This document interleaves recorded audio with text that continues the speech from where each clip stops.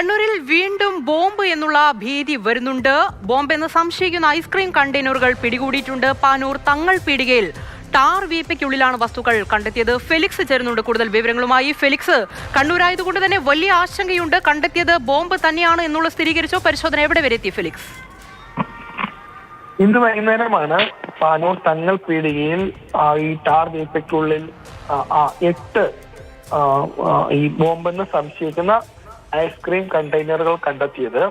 Bomb സ്ക്വാഡും പാനൂർ പോലീസും സ്ഥലത്തെത്തി പരിശോധന നടത്തി. പക്ഷേ ബോംബെന്ന് ഇതുവരെ സ്ഥിരീകരിക്കാൻ കഴിയില്ല. നാളെ കൂടി ബോംബ് സ്ക്വാഡ് ഇത് സംബന്ധിച്ച പരിശോധന നടത്തും. അതിനുശേഷം മാത്രമേ ബോംബെന്ന് സ്ഥിരീകരിക്കാൻ കഴിയുകയുള്ളൂ. ഈ 8 ഐസ്ക്രീം കണ്ടെയ്നർ മാത്രമല്ല, ഒപ്പം തന്നെ ഒരു വടിവാൾ കൂടി കണ്ടെടുത്തിട്ടുണ്ട്. അതുകൊണ്ട് തന്നെ ഇത് മനഃപൂർവ്വം സംഘർഷം ഉണ്ടാക്കാനുള്ള ഒരു അത്തരമൊരു അവസരത്തിന്റെ ഭാഗമായി കൂടിയാണ് ഇത് പോലീസ് ഇതിനെ കാണുന്നത്. അതുകൊണ്ട് തന്നെ വലിയ പരിശോധന പോലീസിന്റെ ഭാഗത്തുനിന്ന് നടത്തുന്നുണ്ട്. ഒപ്പം തന്നെ കൂത്തുപറമ്പിനടുത്തുള്ള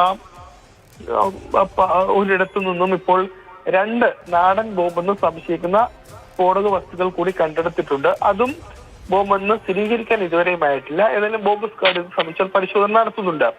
തെരഞ്ഞെടുപ്പിന് ശേഷം, പ്രത്യേകിച്ചും തദ്ദേശ തെരഞ്ഞെടുപ്പിന് ശേഷം കണ്ണൂർ ജില്ലയിലെ പാനൂർ കേന്ദ്രീകരിച്ച് വലിയ രീതിയിലുള്ള സംഘർഷങ്ങൾ നടന്നിരുന്നു. ബോംബ് സ്ക്വാഡ് ആ സമയത്തും പരിശോധന നടത്തിയപ്പോൾ നാടൻ ബോംബുകളടക്കം പിടികൂടുകയും ചെയ്തു. ഏതായാലും ഇപ്പോഴത്തെ സാഹചര്യത്തിൽ പരിശോധന ശക്തമാക്കാനാണ് ഇപ്പോഴത്തെ പോലീസിന്റെ തീരുമാനം.